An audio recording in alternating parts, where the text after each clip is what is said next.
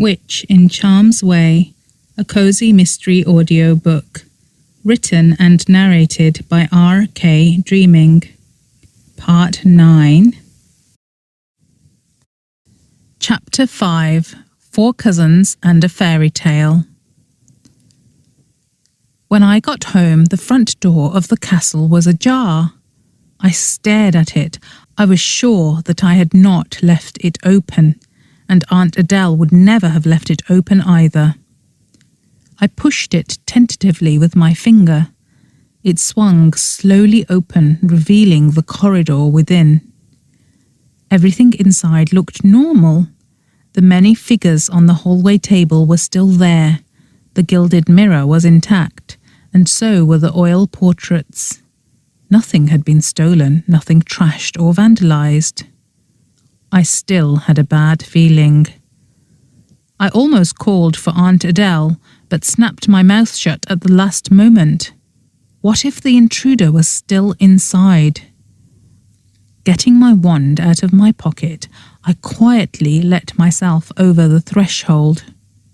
My backpack full of books was very heavy, so I silently shrugged it off and gently placed it down on the ground. I froze. A small creak had come from somewhere up ahead, past the family lounge where I had slept last night. With my heart thudding and my wand pointed ahead of me, useless as that might be, I crept along the hallway towards the direction of the sound. I went past the doors of the family lounge and Aunt Adele's private lounge, deeper into the castle, towards the direction of the kitchen and the cafe.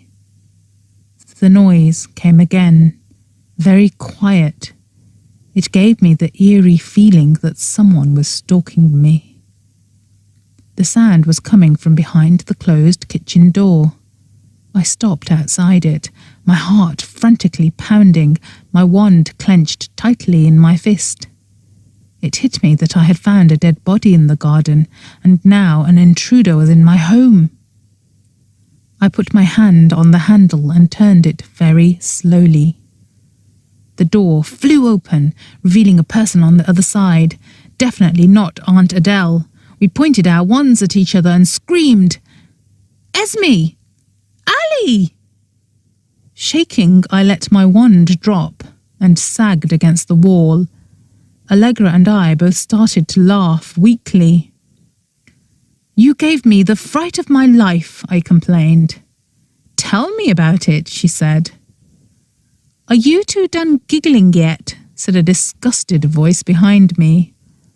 Viv and Fluffy had come out of nowhere, both with their wands in their hands. The 3 sisters looked very similar. They all had dark hair and brown eyes. Allegra, the eldest, was also the tallest. With her high, round cheekbones and her sparkling eyes, she was also the best looking. But maybe I thought so only because she had always been my favourite. She was looking very elegant in jeans and a knitted hip-length dress. Viv, the middle sister, was currently sporting a trendy sharp bob with lots of wispy purple strands. Fluffy was the youngest and most girlish of her sisters, with a floral skirt down to her ankles and her hair in a long Rapunzel braid. Every one of them was more stylish than me. "Did you find anyone?" said Allegra. Viv shook her head. "They've gone." "Who's gone?" I said. "Your intruders," said Allegra. She let me into the kitchen and showed me. The kitchen bins had been tipped upside down and all of the trash was lying over the floor. Aunt Adele was going to be furious when she saw it. "The bins in the cafe have been tipped over too," said Viv. "And the ones in the garden," added Fluffy. "What the heck?" I said. "Aunt Adele would never have done this." "Aunt Adele?" said Allegra, looking confused. "Great Aunt Adele." I nodded. "She's a poltergeist now." "No way," said Viv, her mouth dropping open. "Yep, she's still here, and she's reopened her cafe. I met her yesterday." "I knew it," said Allegra. "I knew I heard a train in the background during our phone call." She looked at me accusingly. I gave her a little shrug of apology. "But when did you guys get here?" I said quickly, wanting to change the topic. "How did you get in?" "The door was opened when we arrived, and we were suspicious, so we let ourselves in," said Viv. "We must have just missed the intruder." "It looks like vandals," said Allegra in disgust. "We must have scared them off before they did any real damage." "What do you bet it was a Hardwick who did it?" said Viv angrily. "I bet they're furious you've inherited the castle." "Did you inherit the castle?" Fluffy asked. They all looked at me hopefully. I nodded. The three of them threw their arms up into the air and screamed all at once. They whooped in glee and flung their arms around me, and we bounced up and down in a circle in the victory dance of our childhood. "Yes, yes, yes!" screamed Viv. I extracted myself as quickly as I could, ever paranoid that they would feel how chilled I was to the touch and start wondering. "That's amazing," said Allegra, wiping a tear of happiness from her eye. "That's the best news I've had all year." "In your faces, Hardwicks," crowed Viv. "I'm so glad you've come home," said Fluffy. "I should tidy this up for poor Aunt Adele," I said, going into the kitchen. Fluffy nudged me out of the way. "I'll do it." She went into the kitchen and began to clean everything up with some nifty wand work. The bin righted itself, and everything flew back into it like a waterfall in reverse. A mop floated out from under the storage cupboard, and soapsuds bubbled out from the sink and went to work scrubbing the tiles. I had followed Fluffy in to avoid Allegra's observant gaze, but she and Viv came close behind. "How did you know I was here?" I asked.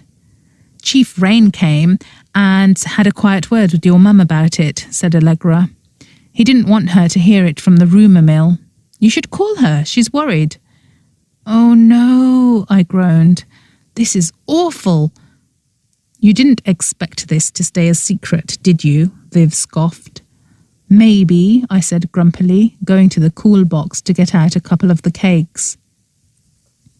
Allegra lit a fire with her wand and set the kettle to boil.